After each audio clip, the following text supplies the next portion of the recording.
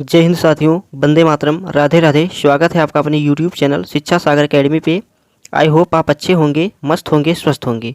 आपकी पढ़ाई बढ़िया बेहतरीन ढंग से चल रही होगी। जैसा कि साथियों आपको पता है कि एसएससी एमटीएस एग्ज़ाम के लिए जीके का प्रैक्टिस सेट स्टार्ट किया गया है।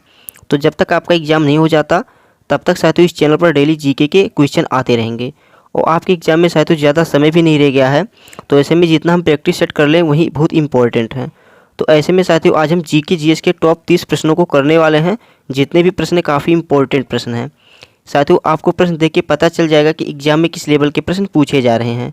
तो क्लास काफ़ी इंपॉर्टेंट है साथियों, आप वीडियो को पूरा देखिएगा तभी क्लास में आपको मज़ा आएगा।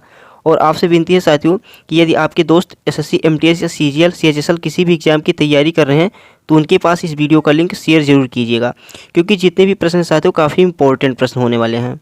और आपको पता भी है कि एमटीएस में जो कट ऑफ जाती है साथियों वह जीके और अंग्रेजी के विषय पे ही जाती है साथियों। तो पिछली वाली वीडियो में हमने जीके और अंग्रेजी इन दोनों विषयों को साथ में प्रैक्टिस सेट में करवाया गया था। बट आज वाली क्लास में साथियों सिर्फ और सिर्फ हम जीके को पढ़ने वाले हैं। तो आज वाली क्लास साथियों सिर्फ और सिर्फ जीके की होगी। केवल 30 प्रश्न है इसमें। और आप इस प्रकार से क्लास को देखिएगा कि जैसे मैं एग्जाम हॉल में बैठा हूँ मुझे ये सभी प्रश्न एग्जाम हॉल में देखने को मिल रहे हैं। और साथियों सभी प्रश्न का उत्तर आप भी अपने मन में टिक करते चलिएगा और लास्ट में कमेंट बॉक्स में बताइएगा कि आपने टॉप 30 प्रश्न में से कितने प्रश्न सही किए हैं। तो चलिए साथियों बिना किसी देरी के अब हम क्लास की ओर बढ़ते हैं।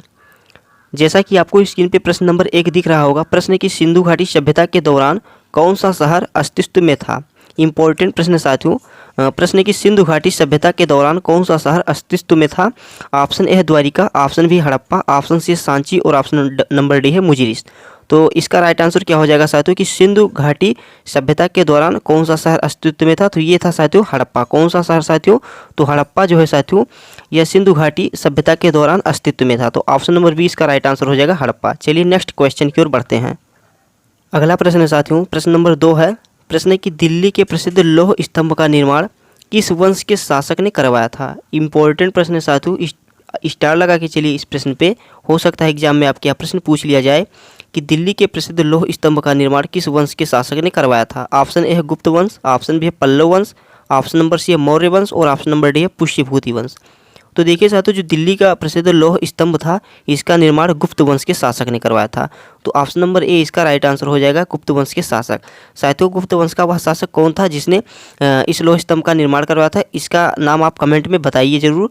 मैं आपके कमेंट को जरूर देखूंगा। तो इसका आंसर आप कमेंट में जरूर बताना। बाकी इसका तो राइट आंसर हो जाएगा साथियों गुप्त वंश के शासक ने दिल्ली के प्रसिद्ध लौह स्तंभ का निर्माण करवाया था। चलिए नेक्स्ट क्वेश्चन की ओर बढ़ते हैं। अगला प्रश्न है साथियों, प्रश्न नंबर 3 है। प्रश्न की प्रसिद्ध स्मारक आराम बाग बाबर द्वारा किस राज्य में बनवाया गया था। इंपॉर्टेंट प्रश्न है साथियों, इंपॉर्टेंट है, वेरी इंपॉर्टेंट है। हो सकता है एग्जाम में पूछ लिया जाए कि प्रसिद्ध स्मारक आराम बाग बाबर द्वारा किस राज्य में बनवाया गया था। तो ये बनवाया गया था साथियों उत्तर प्रदेश राज्य में। कहाँ पे, तो उत्तर प्रदेश राज्य में साथियों यह बनवाया गया था। तो ऑप्शन नंबर बी इस प्रश्न का राइट आंसर हो जाएगा उत्तर प्रदेश राज्य। चलिए नेक्स्ट क्वेश्चन की ओर बढ़ते हैं। नेक्स्ट क्वेश्चन है साथियों, प्रश्न नंबर 4 है। प्रश्न है कि आगा खान पैलेस महाराष्ट्र के किस शहर में स्थित है। साथियों जो आगा खान पैलेस है यह महाराष्ट्र के किस शहर में स्थित है। ऑप्शन ए है पुणे, ऑप्शन बी है अहमदनगर, ऑप्शन सी औरंगाबाद और ऑप्शन नंबर डी है मुंबई। तो साथियों आगा खान पैलेस महाराष्ट्र के किस शहर में स्थित है, तो यह स्थित है पुणे में। तो option number A is the right answer. चलिए नेक्स्ट क्वेश्चन की ओर बढ़ते हैं। नेक्स्ट क्वेश्चन है साथियों, प्रश्न नंबर 5 है। इंपॉर्टेंट प्रश्न है। प्रश्न है कि सांची का स्तूप किस राज्य में स्थित है। साथियों जो सांची का स्तूप है यह किस राज्य में स्थित है। तो साथियों आसान प्रश्न है, लगभग सभी लोगों को इसका उत्तर आता होगा। तो सांची का स्तूप साथियों यह स्थित है मध्य प्रदेश राज्य में। कहाँ पे स्थित है, तो मध्य प्रदेश राज्य में स्थित है। तो ऑप्शन नंबर सी इसका राइट आंसर हो जाएगा। साथियों यदि आप एसएससी जीडी की तैयारी कर रहे हैं, यदि आप साथियों एसएससी जीडी की तैयारी कर रहे हैं तो आपके लिए भी यह क्लास काफ़ी इंपॉर्टेंट है। आपके लिए साथियों संघर्ष बैच स्टार्ट किया गया था। तो जब संघर्ष बैच का साथियों पहला पार्ट आ चुका है तो काफ़ी लोगों ने यूट्यूब पे देखा है वाला वीडियो। हमने कहा था कि यदि आप संघर्ष बैच को ज़्यादा रिस्पांस देंगे, इसको अगर ज़्यादा शेयर करेंगे, अगर अत्यधिक व्यूज़ देखने को मिल जाएंगे तो आपके लिए संघर्ष बैच पर डे जारी रहेगा। बट उस पर साथियों इतना रिस्पांस नहीं मिला तो इसीलिए संघर्ष बैच को स्थगित कर दिया गया है। बट अभी भी आपके पास टाइम है, यदि आप कमेंट बॉक्स में बताएंगे तो संघर्ष बैच आपके लिए स्टार्ट कर दिया जाएगा। तो कमेंट में साथियों जरूर बताना जो बच्चे एसएससी जीडी एग्जाम को लेके सीरियस हैं। एकदम साथियों हम शून्य से स्टार्ट करेंगे उसमें। एकदम जो बच्चे भी नए नए हैं उनके लिए तो काफ़ी इंपॉर्टेंट बैच था, उन्हीं को ध्यान में रखते हुए साथियों बैच बनाया गया था। उसमें हम आपको जीके, उसके बाद में साथियों हिंदी और रीजनिंग, ये तीनों चीज़ साथियों आपको एक ही वीडियो में मिलती है आपको। तो पहली पार्ट आई है साथियों, आप संघर्ष बैच का पहला पार्ट चैनल के अंदर जाकर देख सकते हैं। यदि आपको वह क्लास अच्छी लगे तो कमेंट में बताना ज़रूर, तो मैं इस बैच को दोबारा स्टार्ट कर दूँगा। तो चलिए साथियों, अब हम अपने क्वेश्चन की ओर बढ़ते हैं। बाकी साथियों ये एमटीएस की क्लास तो आपकी पर डे आती रहेगी। चलिए प्रश्न नंबर 6 की ओर बढ़ते हैं। स्क्रीन पे आपको प्रश्न नंबर 6 दिख रहा होगा साथियों, कालबेलिया नृत्य। कालबेलिया साथियों काफ़ी इंपॉर्टेंट, बहुत बार एग्जाम में पूछा गया है। लगभग CGL, CHSL, MTS सभी एग्जाम में रिपीट होकर क्वेश्चन आ चुका है साथियों कालबेलिया। तो यह एग्जाम में हो सकता है अब की बार भी पूछ लिया जाए। तो कालबेलिया नृत्य किस राज्य में संबंधित है, यानी किस राज्य से संबंधित है, किस राज्य का नृत्य है कालबेलिया। तो इम्पोर्टेंट प्रश्न है साथियों।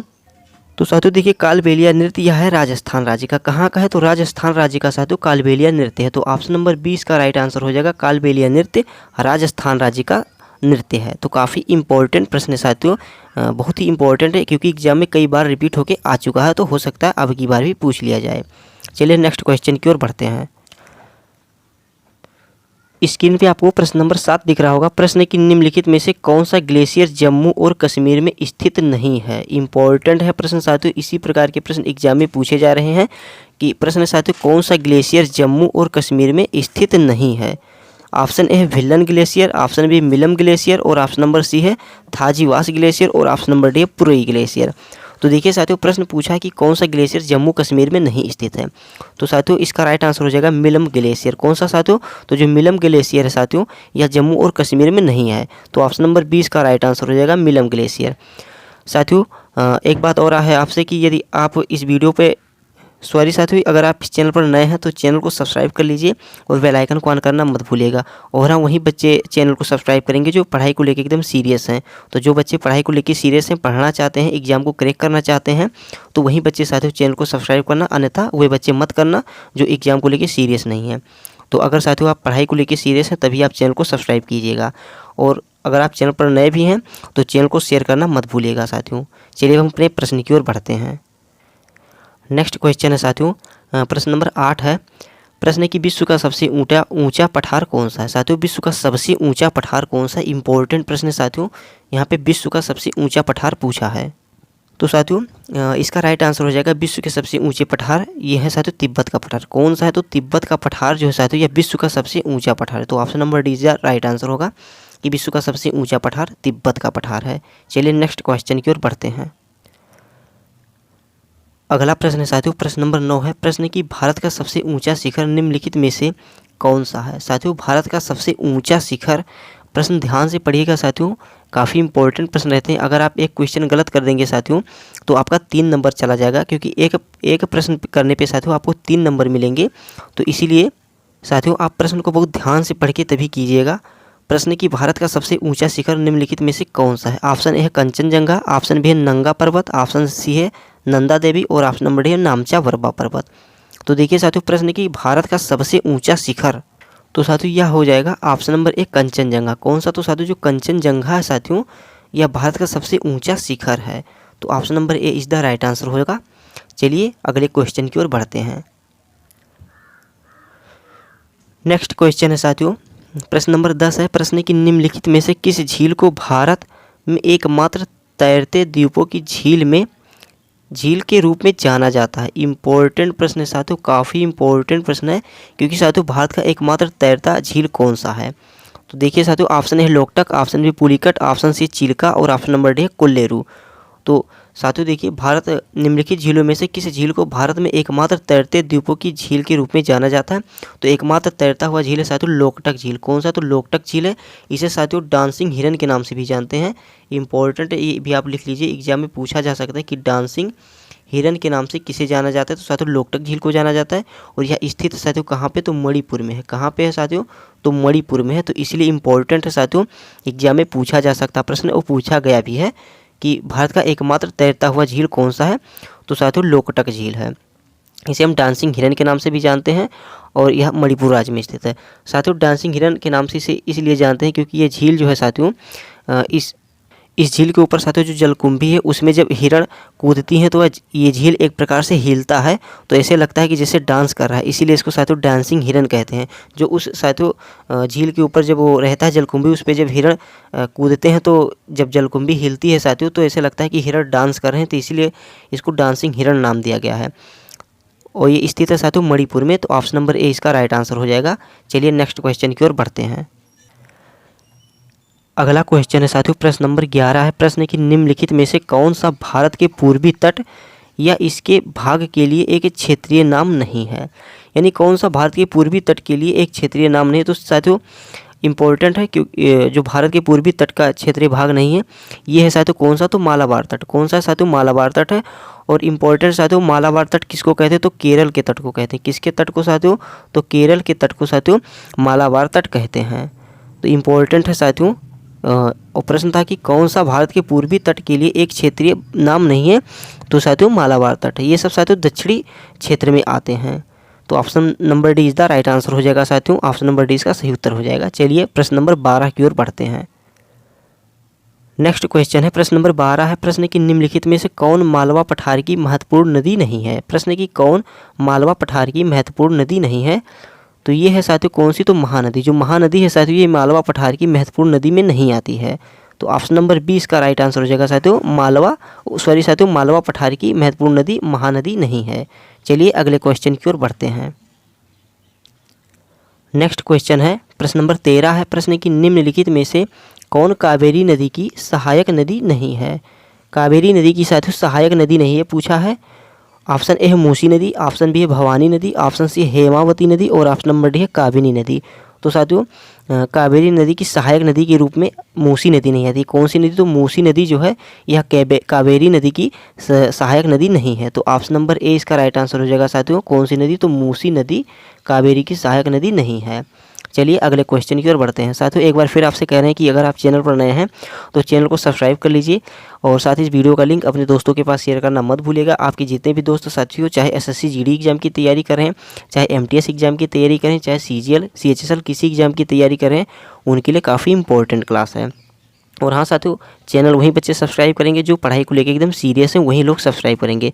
अन्यथा आप चैनल को सब्सक्राइब मत करना, मेरी ये विनती है। जो बच्चे पढ़ाई को लेकर सीरियस हैं वहीं बच्चे चैनल को सब्सक्राइब करना। चलिए अब अगले क्वेश्चन की ओर बढ़ते हैं।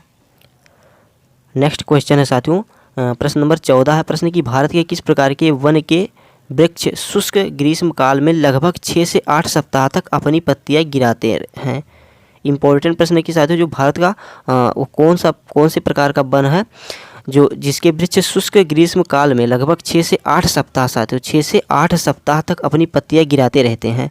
तो ये कौन से वन है साथियों। ऑप्शन ए है उष्णकटिबंधीय पर्णपाती वन, ऑप्शन बी है उष्णकटिबंधीय सदाबहार वन, ऑप्शन नंबर सी है पर्वतीय वन और ऑप्शन नंबर डी है उष्णकटिबंधीय कटीले वन तथा झाड़ियाँ। तो देखिए साथियों इसका राइट आंसर हो जाएगा ऑप्शन नंबर ए साथियों उष्णकटिबंधीय पर्णपाती वन। जो उष्णकटिबंधीय पर्णपाती वन है साथियों ये साथियों शुष्क ग्रीष्म काल में लगभग 6 से 8 सप्ताह तक अपनी पत्तियां गिराते रहते हैं। तो ऑप्शन नंबर ए इसका राइट आंसर हो जाएगा उष्णकटिबंधीय पर्णपाती वन। तो option number A is the right answer हो जाएगा। चलिए अगले क्वेश्चन की ओर बढ़ते हैं। अगला क्वेश्चन है साथियों पेड़ रात में कौन सी गैस मुक्त करते हैं। इंपॉर्टेंट प्रश्न है साथियों, पूछा जा सकता है प्रश्न। वैसे तो आपको इसका उत्तर आता भी होगा कि पेड़ रात में साथियों कार्बन डाइऑक्साइड गैस मुक्त करते हैं। कौन सा गैस, तो कार्बन डाइऑक्साइड गैस जो है साथियों ये मुक्त करते हैं। तो option number 20 the right answer हो जाएगा कि पेड़ रात में केवल साथियों पेड़ जो होते हैं रात में कार्बन डाइऑक्साइड को मुक्त करते हैं यानी छोड़ते हैं। तो इंपॉर्टेंट है साथियों, ध्यान से पढ़िएगा प्रश्न को। जो पेड़ होते हैं ये केवल साथियों रात में ही कार्बन डाइऑक्साइड को मुक्त करते हैं। तो इंपॉर्टेंट है ऑप्शन नंबर 20 का राइट आंसर हो जाएगा। चलिए अगले क्वेश्चन की ओर बढ़ते हैं।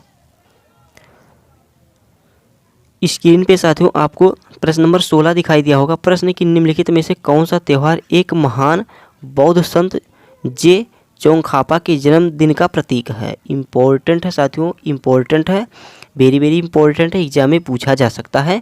प्रश्न की निम्नलिखित में से कौन सा त्यौहार एक महान बौद्ध संत जे चोंगखापा के जन्मदिन का प्रतीक है।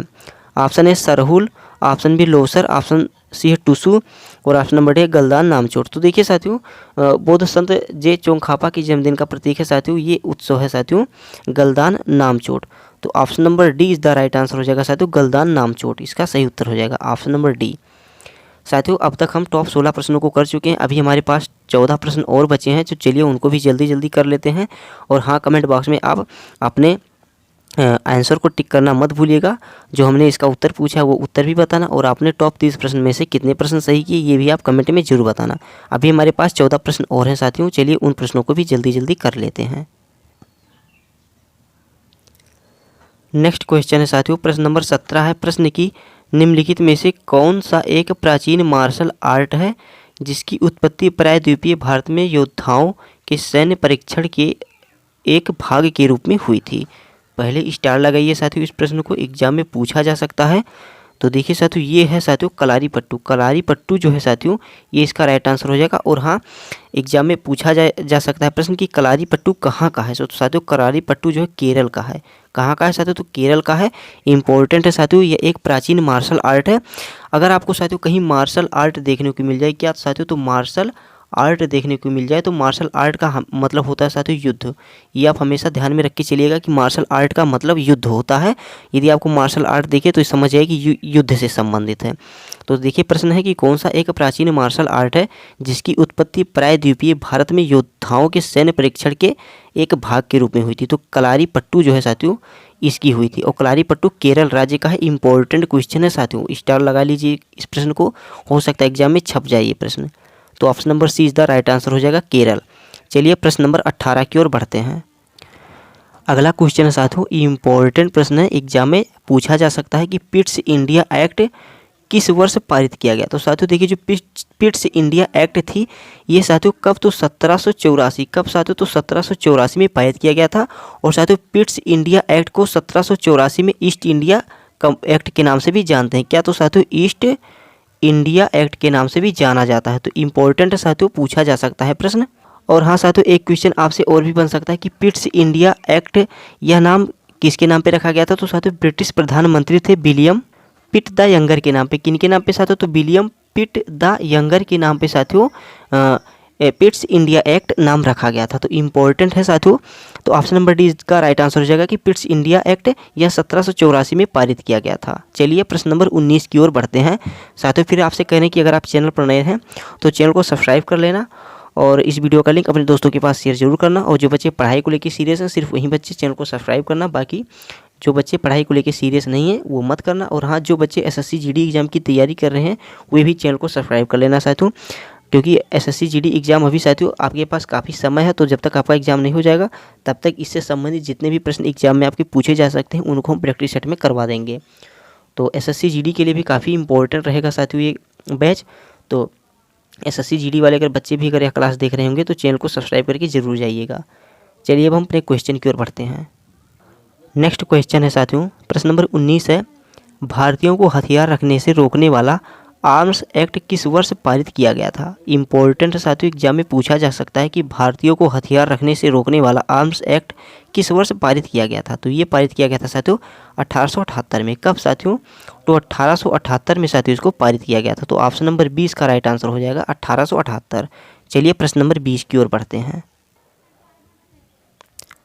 अगला प्रश्न साथियों प्रश्न नंबर 20 है। प्रश्न की ब्रिटिश ईस्ट इंडिया कंपनी की ओर से प्लासी के युद्ध का नेतृत्व किसने किया था। इंपॉर्टेंट है साथियों, जो ब्रिटिश ईस्ट इंडिया कंपनी की ओर से प्लासी के युद्ध का नेतृत्व किसने किया था। प्लासी के युद्ध का नेतृत्व साथियों कौन किया था? तो प्लासी के युद्ध का नेतृत्व किया था साथियों रॉबर्ट क्लाइव ने। कौन? तो साथियों रॉबर्ट क्लाइव जो थे इन्होंने प्लासी की ओर से युद्ध का नेतृत्व किया था। तो ऑप्शन नंबर सी इसका राइट आंसर हो जाएगा साथियों रॉबर्ट क्लाइव। चलिए प्रश्न नंबर 21 की ओर बढ़ते हैं।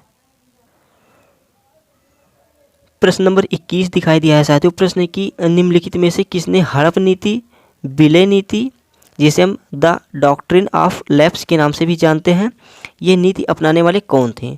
तो देखिए साथियों ऑप्शन ए है लॉर्ड डलहौजी, ऑप्शन बी है लॉर्ड कॉर्नवालिस, और ऑप्शन सी है लॉर्ड हेस्टिंग्स, और ऑप्शन नंबर डी है लॉर्ड मिंटो।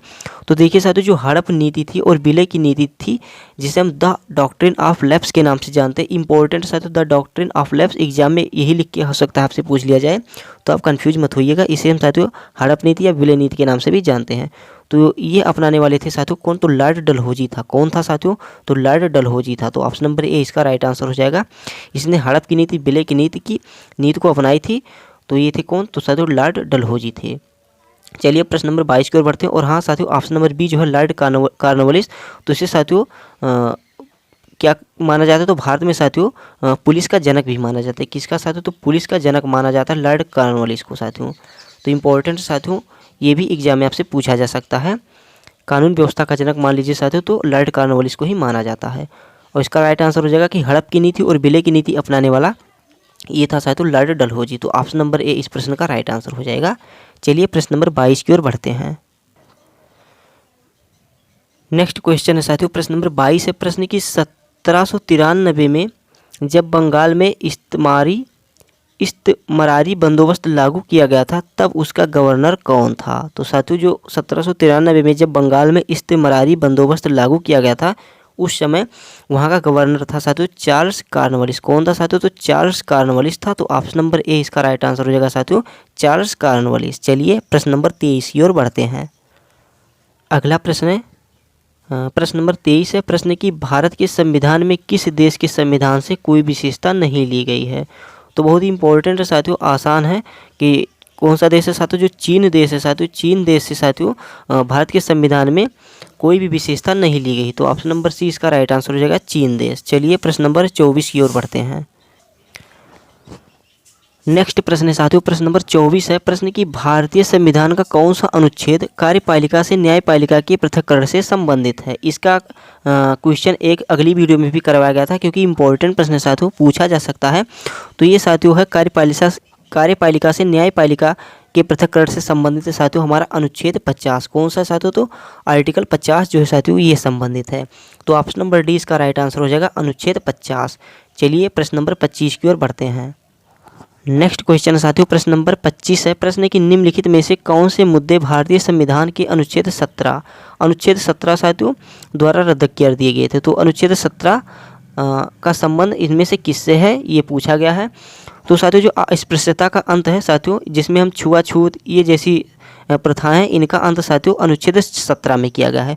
तो ऑप्शन नंबर ए इसका राइट आंसर हो जाएगा साथियों अस्पृश्यता।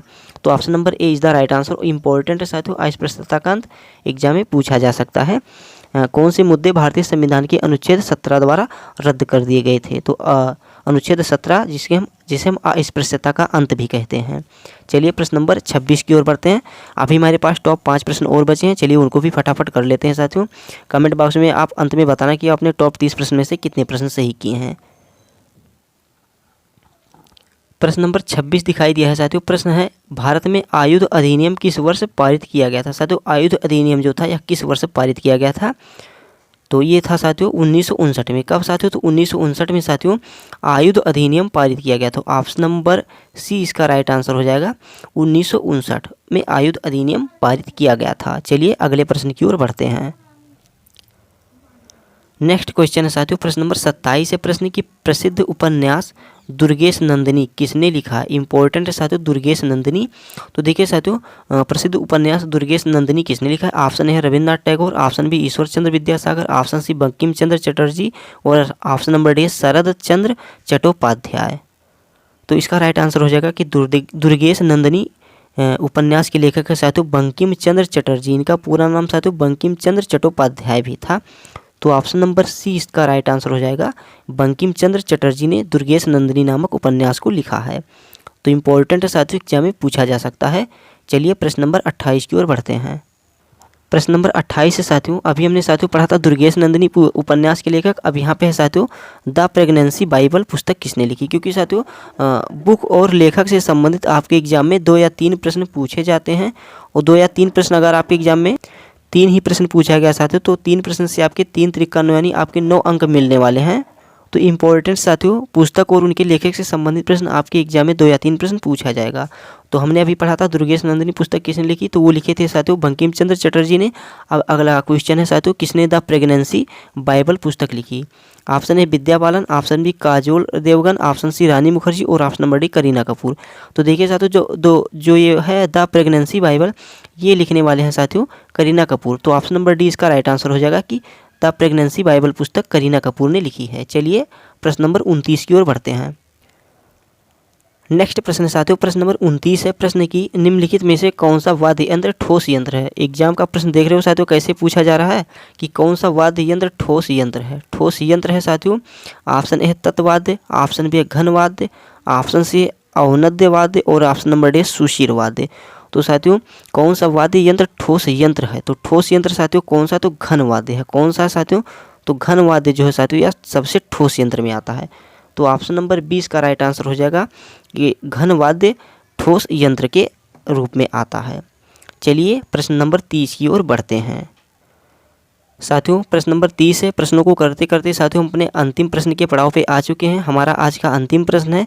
प्रश्न की डेविस कप निम्नलिखित में से किस खेल से संबंधित है। इम्पोर्टेंट है साथियों, डेविस कप किस खेल से संबंधित है। साथियों खेल से संबंधित ट्रॉफियाँ भी आपके एग्जाम में पूछी जाती हैं। अगली वीडियो में साथियों मैं खेल से संबंधित जितनी भी ट्रॉफी रहेंगी वो आपको मैं करवा दूंगा। अगली वीडियो साथियों आपकी यही लेवल पे आएगी कि जितने पुस्तक और उनके लेखक हैं और खेल से संबंधित ट्रॉफियाँ अगली वीडियो में आपके लिए आ जाएंगी। तो प्रश्न की डेविस कप निम्नलिखित में से किस खेल से संबंधित, तो ये है साथियों किससे, तो टेनिस से संबंधित है। तो ऑप्शन नंबर डी इसका राइट आंसर हो जाएगा साथियों टेनिस। बस साथियों हमारे पास आज टॉप 30 ही प्रश्न थे। तो आप कमेंट में ज़रूर बताना कि आपने टॉप 30 प्रश्न में से कितने प्रश्न सही किए। इसका उत्तर आप कमेंट में ज़रूर बताना, मैं आपके कमेंट को देखता रहूँगा और जो प्रश्न हमने पूछा था उसका भी उत्तर आप कमेंट में बताइएगा। आज की क्लास कैसी लगी, आशा करता हूँ आपको अच्छी लगी होगी साथियों। यदि आपको आज की क्लास अच्छी लगी है तो आप वीडियो को शेयर कर देना साथियों। जितने भी दोस्त आपके SSC, MTS, CGL, CHSL, GD किसी भी एग्जाम की तैयारी कर रहे हैं उनके पास वीडियो शेयर करना मत भूलिएगा साथियों। और हाँ आरपीएफ वालों के लिए भी ये क्लास काफ़ी इंपॉर्टेंट। देखिए साथियों जो जीके होता है कहीं से भी पूछा जा सकता है, तो ऐसे प्रश्न साथियों लगभग सभी एग्जाम के लिए काफ़ी इंपॉर्टेंट रहते हैं। तो फिर जाते जाते यही कहूँगा कि सब्सक्राइब साथियों वही बच्चे करेंगे चैनल को सब्सक्राइब जो बच्चे साथियों पढ़ाई को लेकर एकदम सीरियस हैं, वही बच्चे साथियों सब्सक्राइब करना। बाकी आप पढ़ाई को लेकर सीरियस नहीं तो चैनल को सब्सक्राइब मत करना। जो बच्चे सीरियस हैं वही सब्सक्राइब करेंगे साथियों। बाकी शेयर करना और लाइक करना आपका दायित्व है साथियों। शेयर और लाइक लगभग सभी बच्चे कर देना। बाकी जो बच्चे पढ़ाई को लेकर सीरियस हैं वही चैनल को सब्सक्राइब करेंगे। तो चलिए मिलते हैं हम अगले वीडियो में।